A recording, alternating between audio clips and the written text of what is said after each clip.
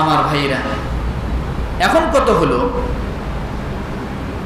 কোরবানিতে আমাদের এগুলো লাভ কল্যাণ সবই আছে, এই জন্যই আমরা কি করব, কোরবানি দিব। রাসূলুল্লাহ সাল্লাল্লাহু আলাইহি ওয়াসাল্লামের একটি হাদিস, ক্বালা বিকুল্লি শারাতিন হাসানা ক্বালু ফাস-সাওফ ইয়া রাসূলুল্লাহ ক্বালা বিকুল্লি শারাতিন মিনাস সাওফি হাসানা। ইবনে মাজাহ হাদিস নাম্বার 3127। তারা পুনরায় জিজ্ঞাসা করেন, হে আল্লাহর রাসূল, এতে আমাদের জন্য কি সওয়াব রয়েছে? তিনি বলেন, প্রতিটি পশমের পরিবর্তে তোমাদের জন্য সওয়াব। কুরবানির পশুর প্রতিটি পশমের বিনিময় সওয়াব। রাসূল সাল্লাল্লাহু আলাইহি ওয়াসাল্লামকে প্রশ্ন করলেন, এদের পশম তো অনেক বেশি। তিনি বললেন, পশুর প্রতিটি পশমের বিনিময়ে একটি করে নেকি রয়েছে। এখন কথা হলো, এই যে কল্যাণ, এই যে কোরবানির উদ্দেশ্য, এখন এত লাভ, এই কোরবানি কে দিবে, কারা দিবে, কাদের উপর কোরবানি প্রযোজ্য, এটা একটু জানবো আমরা। তাহলে এখন অধ্যায়টা কি, কোরবানি কে দিবে। আমার ভাইরা, এক কথায়, যে ব্যক্তির কাছে জিলহজ মাসের 10 তারিখ, 11 তারিখ, 12 তারিখে সূর্য অস্ত যাবার আগ পর্যন্ত প্রয়োজনীয় অতিরিক্ত, যার কাছে 52.5 তোলা রূপা, 7.5 ভরি স্বর্ণ এর সমমূল্য পরিমাণ সম্পদ থাকে, তার উপরেই কোরবানি ওয়াজিব হয়ে যায়। এখন অনেকে চিন্তা করলেন, হুজুর তাহলে তো 7.5 ভরি স্বর্ণ তো দূরের কথা, 7.5 রতিও নাই, আছে না? রূপাও নাই। এক কথাই বুঝতে হবে যে আপনি যদি আপনার জন্য কল্যাণ চান, আপনি যদি আপনার জন্য মঙ্গল চান, তাহলে আপনি কোরবানি দেন। দিলে অন্তত প্রতিটা পশমের বিনিময়ে আপনি করে একটা সওয়াব পাবেন। আপনার বিপদ থেকে আল্লাহ উদ্ধার করবেন। কোরবানিকৃত ব্যক্তির কোরবানির যে পরিমাণ অর্থ ব্যয় হয় কোরবানি দিতে যায়, আল্লাহ সুবহানাহু ওয়া তাআলা প্রতিটা অর্থের বিনিময় তার অভাব তার থেকে আল্লাহ দূরে সরায় দেয়। তাহলে কোরবানি দেওয়ার চেষ্টা করতে পারি তো নাকি? এখন শুধু পুরুষরা দিবে, মহিলারা দেওয়া লাগবে না, স্বামী দিলেই যথেষ্ট, তাই বর্তমান পুরুষের চেয়ে মহিলারা বড়লোক বেশি। এদের বড়লোকই দেখা যায় না, পুরুষের বড়লোক হলে বোঝা যায়। বলে কিভাবে? পুরুষের পরনে লুঙ্গি ঠিক মতো নাই, কিন্তু মহিলার শাড়ি ঠিকই কিন্তু 3-4টা এখনো রয়েছে শোকেসের মধ্যে, আছে না? এটা বান।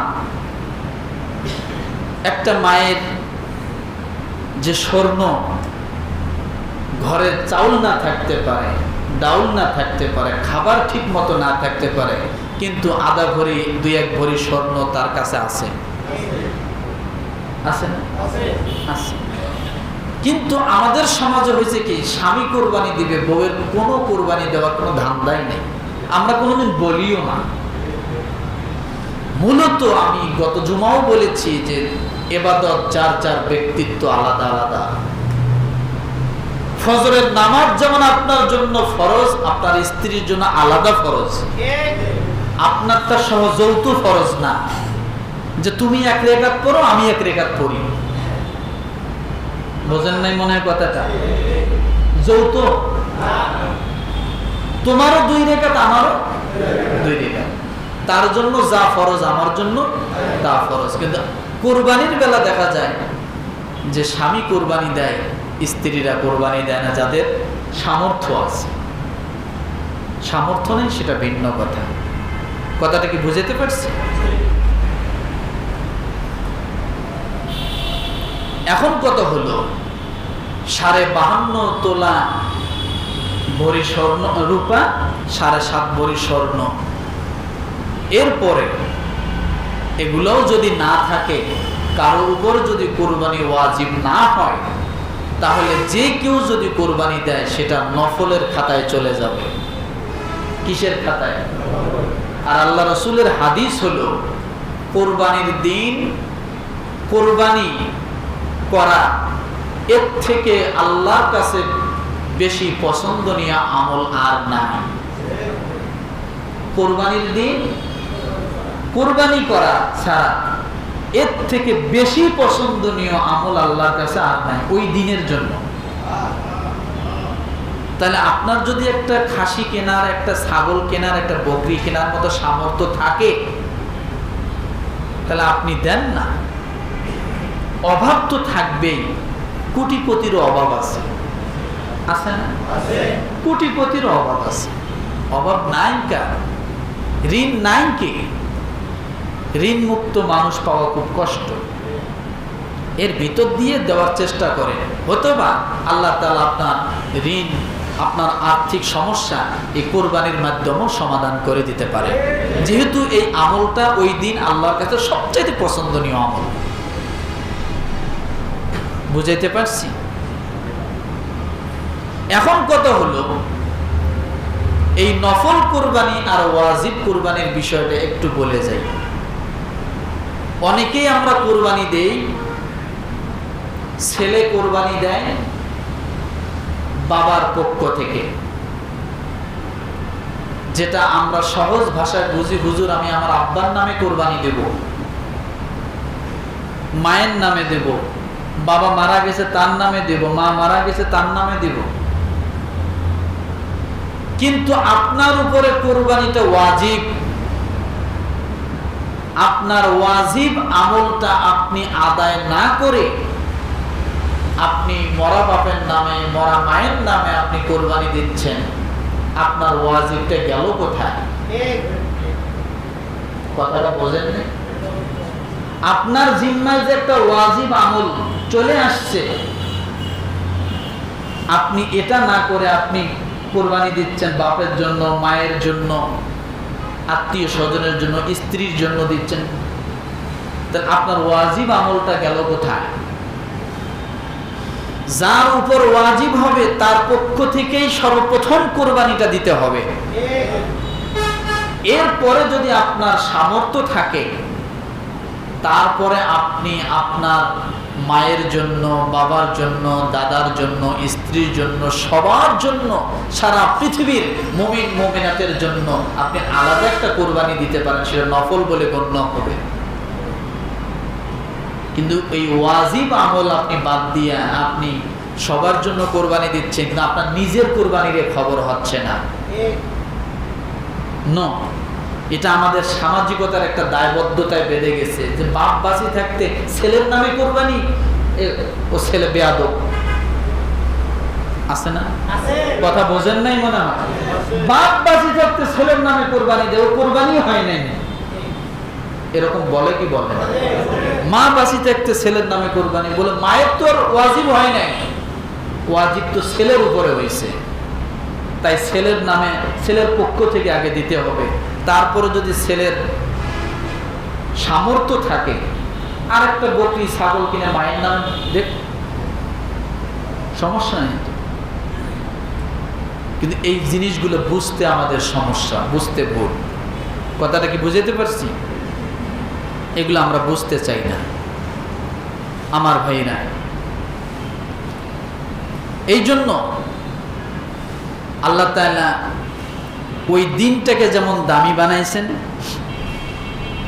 ওই দিনের যেমন আমলকে আল্লাহ দামি বানাইছেন, ওই দিন যে জিনিসগুলোকে দিয়ে, যে বস্তুকে দিয়ে, যে প্রাণীকে দিয়ে আপনি আমলগুলো আদায় করবেন, সে প্রাণীগুলোকেও আল্লাহ দামি বানাইছেন। আসতে বলেন, কথাটা বোঝেন নাই? দিনটা দামি কিনা? কথা বলে। কোরবানি আমলটা দামি কিনা? কেমন দামি? আল্লাহ তাআলার কাছে ওই দিন সবচাইতে পছন্দনীয় আমল হলো রক্ত প্রবাহিত করা, কুরবানি করা। তাহলে যে জিনিসটার উপরে, যে পশুর উপরে আপনি কুরবানি করতেছেন, ওই পশুটাও দামি, ওই পশুটাও কি? এটা আমার কথা না। আপনি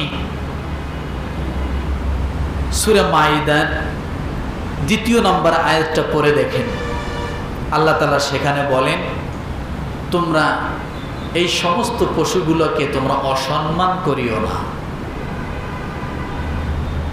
দামি হয়ে গেছে। কেন দামি হয়েছে জানেন? ওর গলায় আল্লাহর নাম উচ্চারিত হবে। ছুরি চালানোর সময় আল্লাহর নাম কি হবে? আল্লাহর নামটা উচ্চারিত হবে। আপনি জায়নামাজে নামাজ পড়েন, আপনি মুসলমান, আপনার কাছে জায়নামাজটা অনেক দামি, ওটাকে আপনি পাপোশ বানাইতে পারেন না। কেন? ওটায় নামাজ পড়েন, সেজদা করেন। একটা কাফর যদি তার উপরে নামাজ পড়ার কারণে কাফরটা দামি হয়, তাহলে যে বস্তুটার উপরে আপনি আল্লাহর জিকির, আল্লাহর বরত্ব ঘোষণা করবেন, সে বস্তুটাকেও আল্লাহ তাআলা দামি বানায় দিয়েছেন। আল্লাহ পাক রব্বুল আলামিন সূরা হজের 30 নম্বর আয়াতে আল্লাহ বলেন, যালিকা ওয়া মান ইউআযযিম হুরুমাতিল্লাহি ফাহুয়া খায়রুল লাহু ইনদা রাব্বিহি ওয়া উহিল্লাত লাকুমুল আনআম ইল্লা মা ইউতলা আলাইকুম ফাজতানিবুর রিজসা মিনাল আওসানি ওয়াজতানিবু কাওলাজ জুর। একসঙ্গে আল্লাহ বলেন, এসব কথা স্মরণ রেখো। আর যে ব্যক্তি আল্লাহর যেসব জিনিসকে, আল্লাহ যেসব জিনিসকে মর্যাদা দিয়েছেন, তার মর্যাদা রক্ষা করবে। আল্লাহ যে জিনিসগুলোকে মর্যাদা দিয়েছেন, তার মর্যাদা কি করতে বলেছেন? রক্ষা করতে বলছেন। একটা কথা বলি, একটা ছোট্ট একটা গরিব ঘরের সন্তান, একবারে বাবা একেবারে নিতান্ত গরিব মানুষ, ছেলেটার গায়ের চামড়া ফর্সা না, দেখতেও সুন্দর না, কিন্তু যদি ওই সন্তানটার সিনায় আল্লাহর কালাম কোরআনুল কারীম থাকে, তাহলে অবশ্যই আপনি যত বড়ই হন না কেন ওকে সম্মান করতে হবে। এটাই বাস্তব। আপনি যে দলের যে যাই হন, আপনি যে বংশের যাই হন, কারণ আল্লাহ তাআলা তাকে সম্মানিত করেছেন, তার সিনায় আল্লাহ কোরআন ঢুকিয়ে দিয়েছেন। সম্মান করতেই হবে। আজকে সম্মান নাই, এই জন্য কিছু কিছু নেতারা হঠাৎ করে ফুলে কলা গাছ হয়ে গেছে। এখন তারা আগের স্টাইলে বলা শুরু করছে, মৌলবাদীরা এখন উৎপাত শুরু করছে। তুমি কও কি? 9 মাস আগেও তোমার পায়জামা খুলে গেছিল, জনগণ দেখেছে, আর তুমি এখন সিনা টান টান করে দাঁড়াইছো। মুনাফিকের দল। আল্লাহ যাকে সম্মান দিবে তাকে সম্মান করতে হবে। এটা কার কথা? আমার। কোন সূরা? সূরা হজ। কত নম্বর আয়াত বলছি? 30। তার আগেরটা কোথায় বলছি? সূরা মাইদা। কত নম্বর আয়াত বলছি?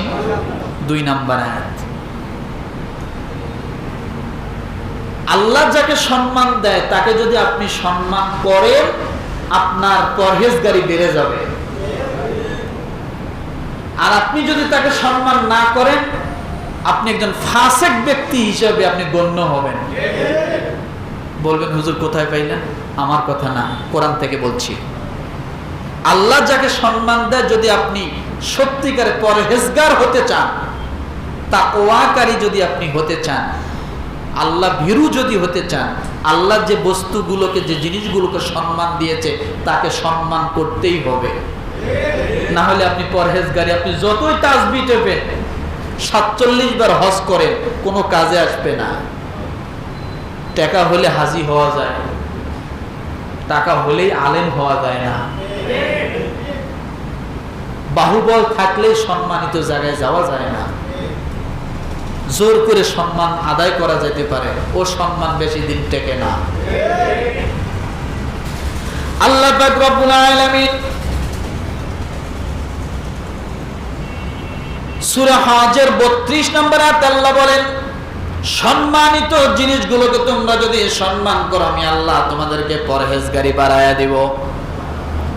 যালিকা ওয়া মান ইউআযযিম শাআইরাল্লাহি ফাইন্নাহা মিন তাকওয়াল কুলুব।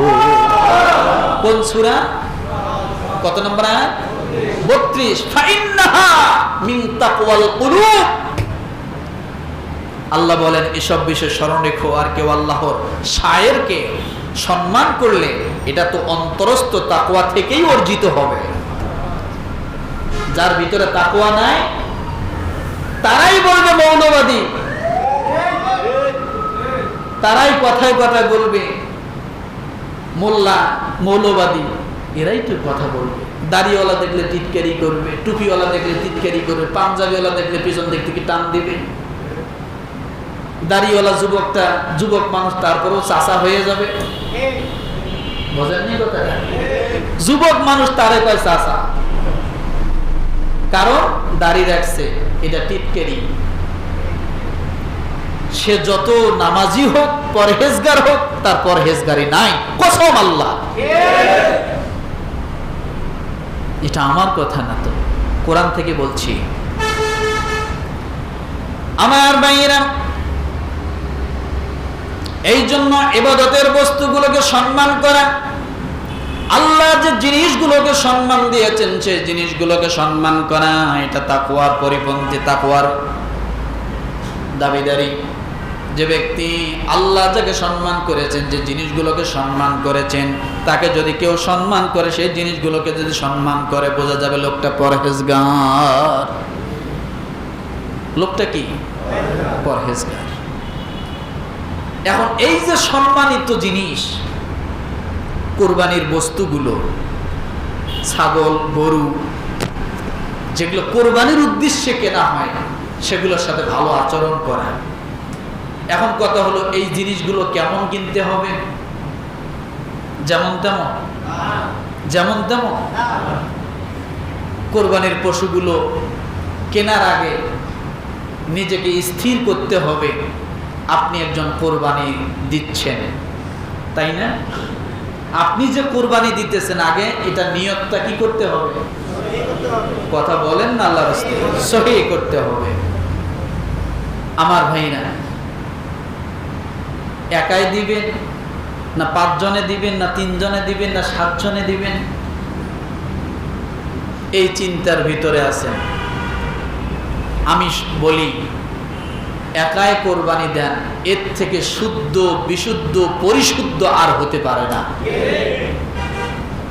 সবগুলোর ভিতরে শুদ্ধ আছে, বিশুদ্ধ আছে, আর কি বলেন না কেন? এটা জোরে বলেন, ঘুমাইতেছে। শুদ্ধ আছে, বিশুদ্ধ আছে, পরিশুদ্ধ আছে, যদি আপনি একা কোরবানি দিতে পারেন, এর থেকে উত্তম আর হতে পারে না। এখন বলবেন, হুজুর তাহলে কি ভাগে দেওয়া যাবে না? দেওয়া যাবে। ওই একটা কথা বলেন, নাই মারছে কানামা ভালো, একটা ভাষা আছে না? একেবারেই আপনি দেন না, তাও তো ভাগে দিতেছেন, দেন। না দেওয়ার থেকে দেওয়া ভালো, না দেওয়ার থেকে, কথা বলে না, না দেওয়ার থেকে ভাগে দেওয়া ভালো। আমার ভাইরা, এখন কথা হলো, এই কোরবানি যে দিবেন, নিয়ত করতেছেন, টাকাগুলো স্বচ্ছ থাকতে হবে, অর্থগুলো কি থাকতে হবে? হালাল থাকতে হবে। সোজা কথা,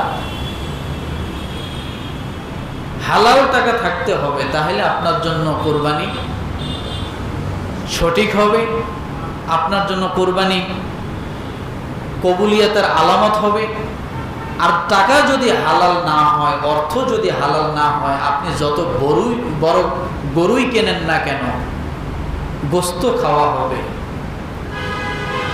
জমিনেই আপনার রক্ত থাকবে, সবই থাকবে, আপনার তাকওয়াও ওই গরুর সাথে থাকবে, উপরে উঠবে না। এই জন্য আগে বিষয়গুলোকে ভালো করে বুঝে নেওয়া। পুরুষের সম্পত্তির থেকে অর্থ, ওয়ারিসি সম্পদ থেকে, নারী সম্পত্তির থেকে অর্থ, নিজের ইনকামের সম্পদ, সন্তানের ইনকামের টাকা, এগুলা মানে এলোমেলো ভাবে আমরা অনেক সময় করি। ওই যে একটা কথা বললাম, সন্তান ভালো চাকরি করে, ভালো ব্যবসা করে, কোরবানি দিচ্ছে, বাপের পক্ষ থেকে দিতেছে কিন্তু সন্তানের পক্ষ থেকে নাই। আপনার যার উপর ওয়াজিব হবে, আপনি তাকে টাকাটার মালিক বানায় দিতে হবে। আগে বুঝতে হবে এই টাকার মালিক কে, নির্দিষ্ট করতে হবে, তারপরে তার পক্ষ থেকে কোরবানি দিতে হবে। কথাটা কি বুঝাইতে পারছি আমি? ঢালাও ভাবে দিলে হবে না। এরপরে আছেন অনেকে আছে দুইজনে মিলিয়ে এক ভাগ দেয়, ভাই দুইজন, ও ৫,০০০, ও ৫,০০০, ও ১০,০০০, ও ১০,০০০ মিলিয়ে যায় ঢুকছে হলো এক ভাগ নিয়ে। আছে না? এরকম কি হয়? দুই ভাইয়ে মিলে এক ভাগ। ও ভাই জানে না কোরবানি কার পক্ষ থেকে হচ্ছে, ও ভাইও জানে না কোরবানি কার পক্ষ থেকে হচ্ছে।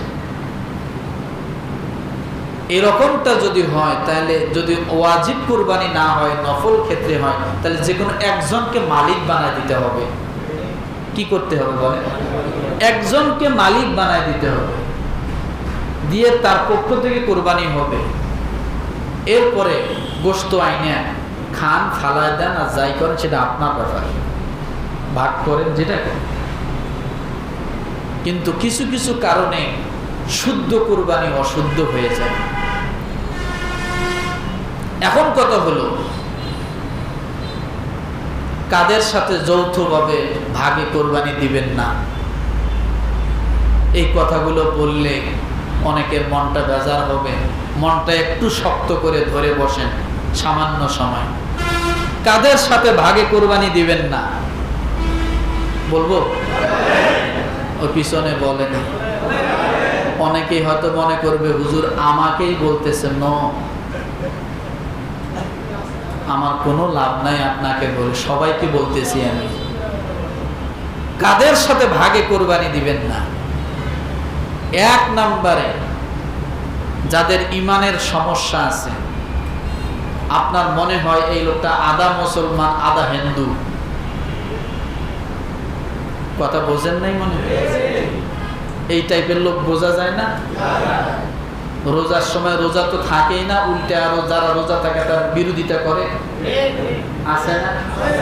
মোল্লা মুন্সি দেখলে মাথার পায়ের রক্ত মাথায় ওঠে, আছে না? আজান শুনতে পারে না, কেউ যায় দিনের দাওয়াত দিলে আরো 10 কথা শোনায় দেয়, কথায় কথায় মনে করেন ইসলামের বিরোধিতা করে, নবী রাসূলের বিরোধিতা করে, আছে না? স্পষ্ট এই লোকটার ঈমান নাই। এই লোকটার কি নাই?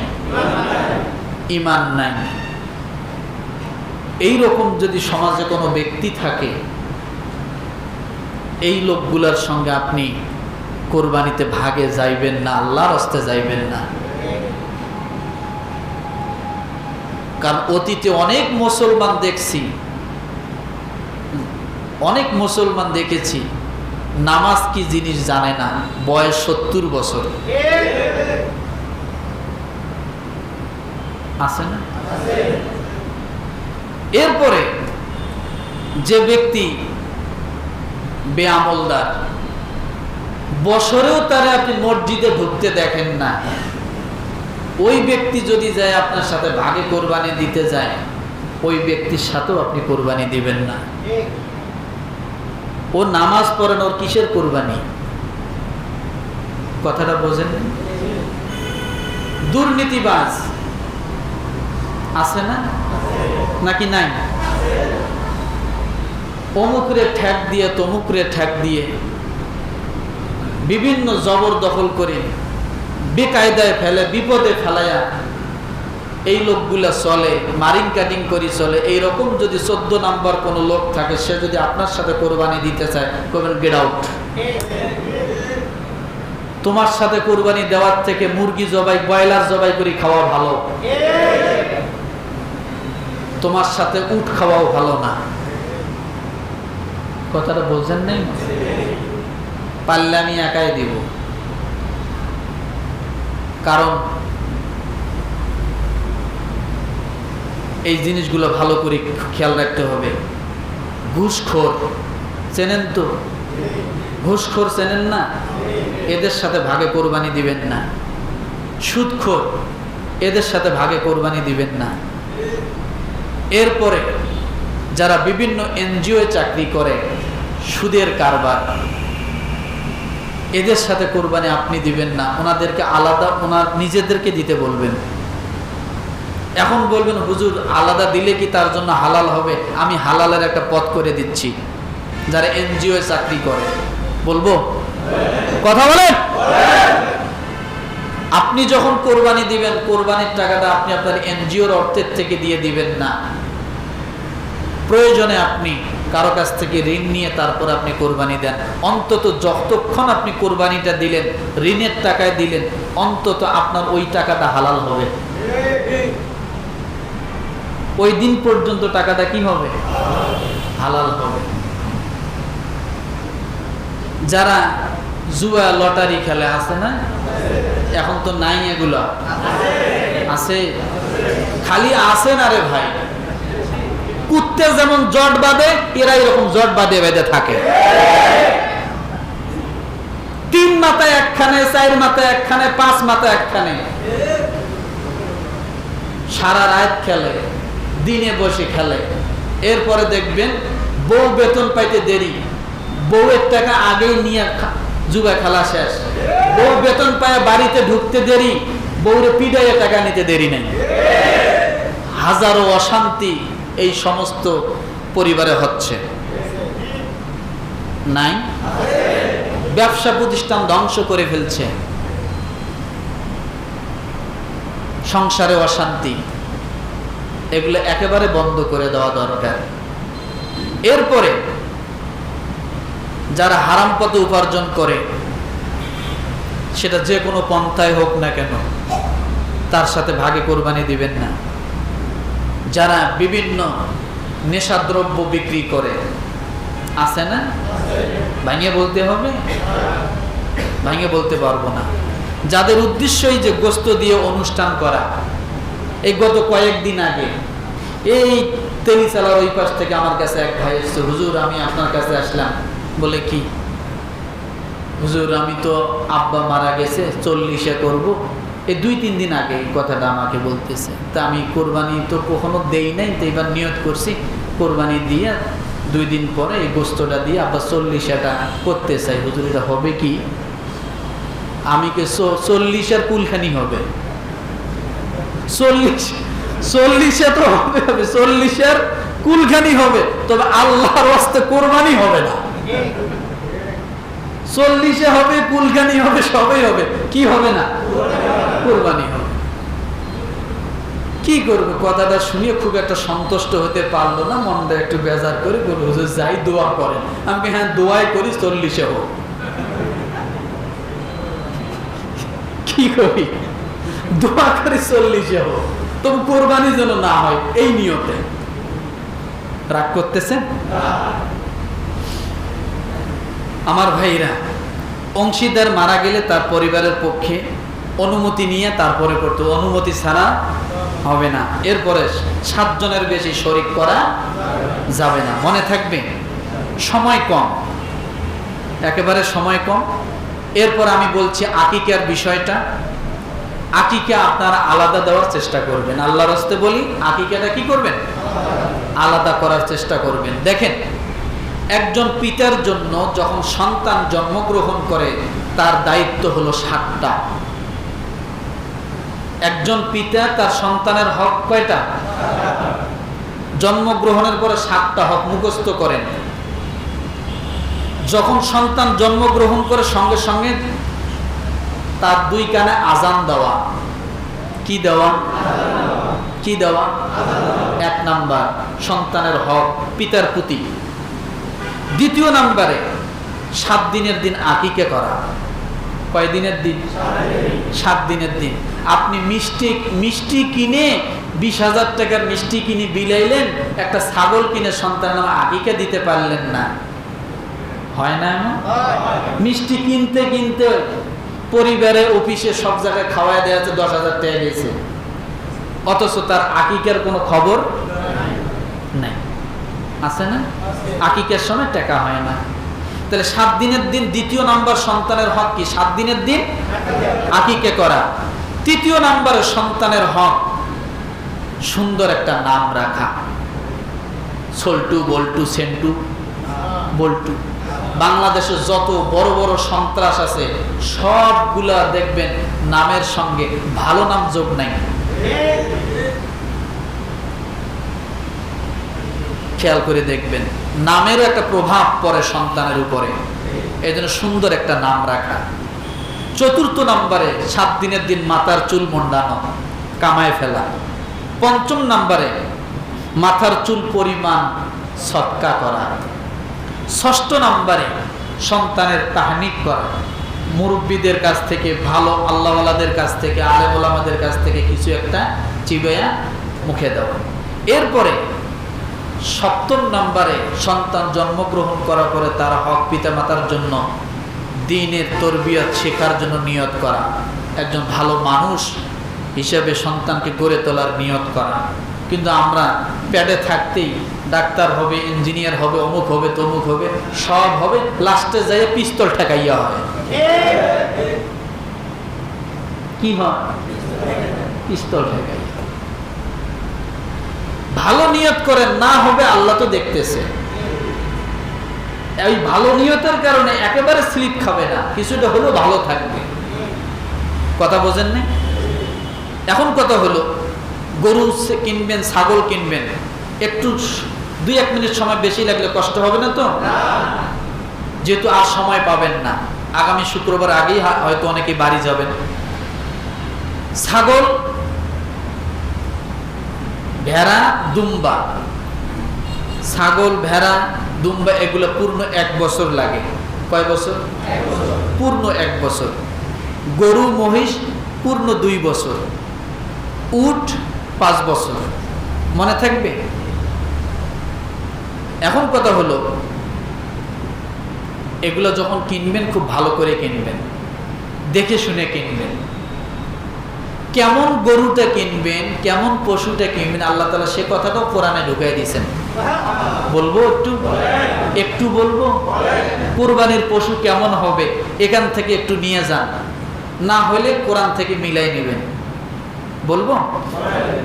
আল্লাহ পাক রব্বুল আলামিন বলেন, ক্বালু দু'ু লানা রাব্বাকা ইউবাইয়িন লানা মা হিয়া ক্বালা ইন্নাহু ইয়াকুলু ইন্নাহা বাকরাতুন ওয়ালা বাকরাতুন লা ফারিদুন ওয়ালা বিক আওয়ানুম বাইনা যালিকা ফাফআলু মা তু'মারুন।